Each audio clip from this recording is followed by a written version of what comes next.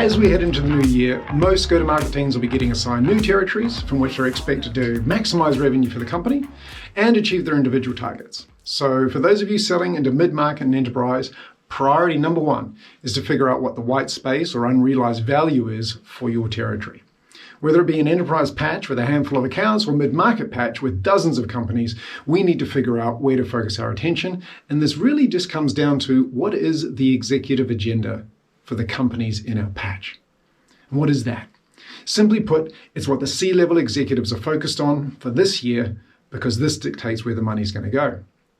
And this leads me to an interesting company.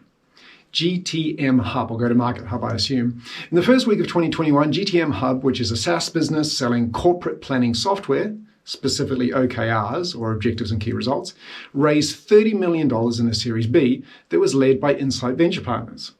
And this is interesting to us at SASE for a couple of reasons. Number one, it turns out that the raise was on the back of GTM tripling revenue in 2020. Which is an absolutely outstanding result when you consider the planning software is surely a nice to have, right? You can do this on a spreadsheet. And yet they managed to convince a very large number of CEOs and COOs that they need to get organized. How do they do this? I can't know for sure. I haven't spoken to them. But it's interesting to me that their global SVP of sales, his name's Ryan as it turns out, comes from Conversant, which is an ethics and compliance software company. Absolutely a side of the executive suite, and equally a nice to have, unless you help CXOs figure out negative consequences of not making the investment. I don't know him, but I'm sure that Ryan's flowed this experience into Gtmhub revenue team, which has led to this fantastic result. And number two, I recently wrote a post highlighting that strategy is most often not the cause of failure. It's the lack of execution of the strategy, and judging by the success of Gtmhub, it would seem that I'm not alone. So while they're focused on OKRs, it could be any planning system that your customers use. The OKR framework, though, is very instructive for helping mid-market and enterprise sales reps figure out whether your solution should be a priority investment for your prospects. So let's listen to this example for a second. The revenue org's OKRs may include objective number one, establish ourselves as a credible player in the telecommunications market space. Key result area, hire a product marketing specialist by the end of Q1. Number two, create a telecom-specific website experience. Okay, sounds pretty dull. So for those aspiring enterprise sales players out there, you've just heard a value proposition created for you from OKRs. Imagine what it would be like if you walked into that organization and said, Acme will establish itself as a credible player in the telecommunications market space by creating a telco-specific website experience by deploying the Clearbit Reveal marketing solution. I could have used any marketing solution example, but I used Clearbit because they're a SASE alumni company and I think they're great. This is not a paid promotion, by the way, so if you see this Clearbit, I like dark chocolate and I like Labradors. I'm just saying that a Labrador made of dark chocolate would be kind of nice. Where was I? Right, why should you care about Gtmhub and raising all that money? And it's not because you should be running along there to get a job, or if you're an Insight portfolio company, you know the next board meeting is going to be run on the platform. No, but because their success opens a window into what matters to executives universally. And if you can get visibility into these objectives and key results, then you have a value proposition that basically writes itself. And a side note, for those of you who first heard about OKRs as a system used by Google, I want you to know that it was in fact created at Intel by John Doerr, who then taught the process to Larry and Sergey. So Google has done okay. And arguably, their alumni have been key in popularizing this approach to corporate planning.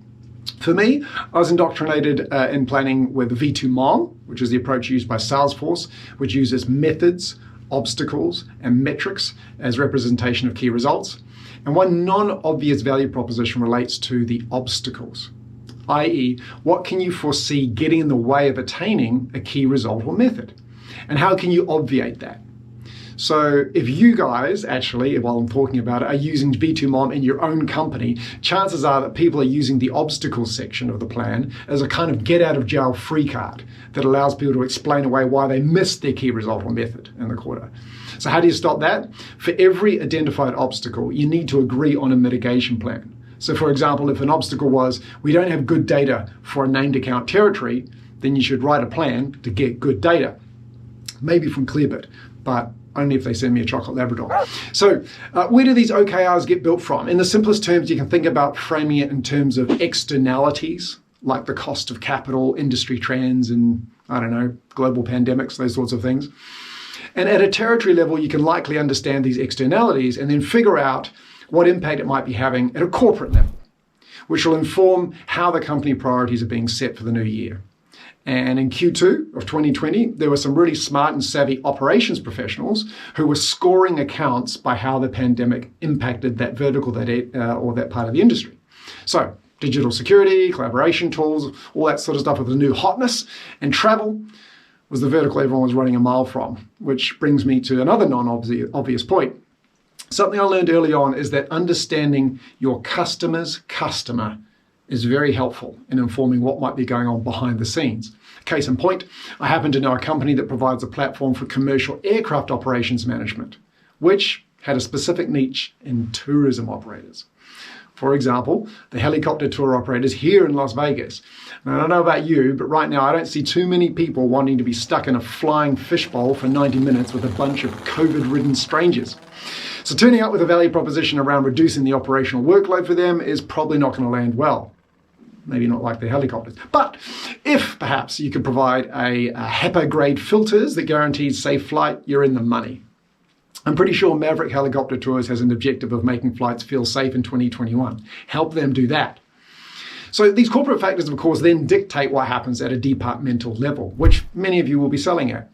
But let's keep things at a high level here. If you've been selling solutions or services worth hundreds of thousands of dollars, then you're used to dealing with the complexity of executive buy-in, cross-departmental politics, and the challenge of capital allocation decisions that are always influenced by C-level decision makers. But for the rest of you, this might be new, and you need to pay attention because in 2020, the delegated spending authority of departmental heads was taken away. The bar got made lower for spending approval to be raised to the C-suite, which means that you now have to be sure of two things. Number one, your solution connects to a key result that an executive sponsor or approver cares about. And number two, that your champion has the horsepower to get a deal across the line internally. So let's assume that someone's determined which accounts are most likely to have gold in them and the frontline salespeople are making their approach. Now, more than ever, it's important to make sure that you have an accurate picture of the political landscape and how you're engaging. The way to think about it is really at four levels. There are those who set priorities, those who influence them, and those who are simply informed of them. All of these roles or people or personas within a company are helpful. What we need to avoid at all times, in particular though, is the person who is happy to take a call, to see a demo, or would like to be sent more information. And I actually have a name for them. I call them Seymour.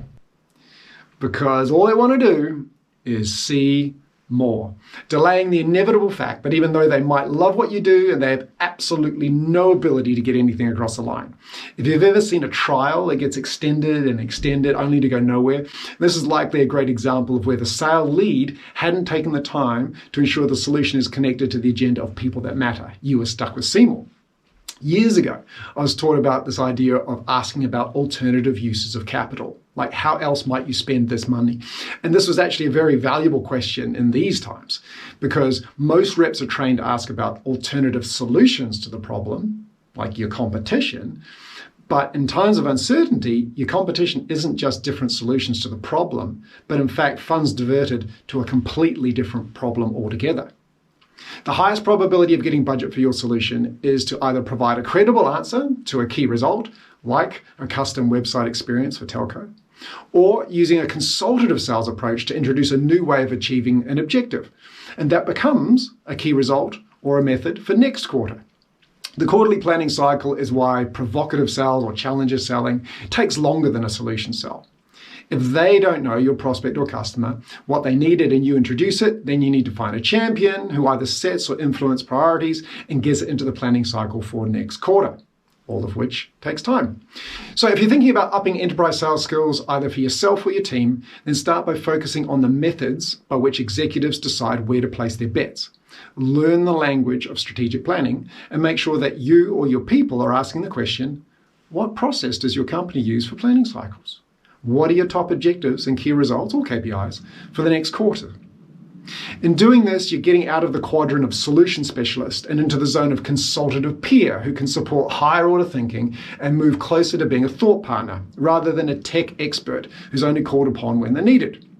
The very best enterprise salespeople understand the function or vertical they sell into as well or better than their customers, and this takes time. It's not good enough to know your solution and the competition, but rather what's driving the industry, which informs the company strategy, where you can pick up the ball and offer either a corporate or departmental solution that makes sense in the moment. So, in 2021, I have 2 thoughts to leave you with. Number 1. If you're in any kind of management position in your company and you don't have visibility into strategic planning framework for your business with qualitative objectives and quantified result areas in some form, then any success you're going to have is through good luck, not good design. So maybe now would be a great time to be an entrepreneur and raise the flag to your executive and suggest a process gets put in place.